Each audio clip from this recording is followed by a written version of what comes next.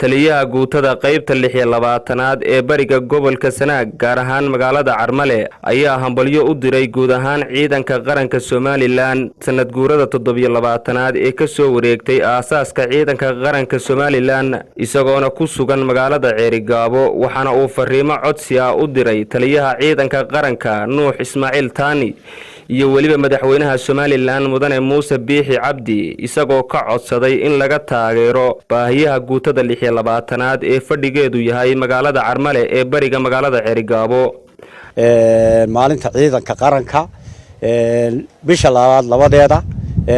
hambaliyaan leeyahay alla yaa baarig baan leeyahay ciidanku aad iyo aad buu wanaagsan yahay aad iyo aad buu xana qaaday aad iyo aad buu shaqeynayaa meel kasta oo Somaliland tahayna wuu gaaray aad iyo aad baan ciidanka qaranka u soo dhaweynaya yaasha ciidamada dableyda alifleyda gaashaanlaha dhexe taliyaha ciidanka qaranka dhamaantood waxaan leeyahay hambalyo waana soo dhaweynaya guutada 106aad fadhigeedu yahay Carmale waxaan leeyahay taliyaha ciidanka qaranka la hadlaya taliye waxyaalaha xasaasiga waanu u baahanahay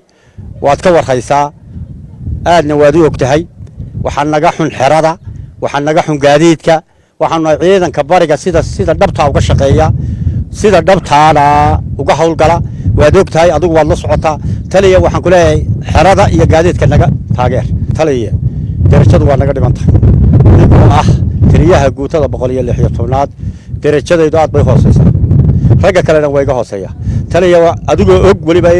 darajada aan ciidanka ku xukumo taliye waxaan ka codsaday Cabdirasaaq Sugulle CBA TV Ceerigaabo.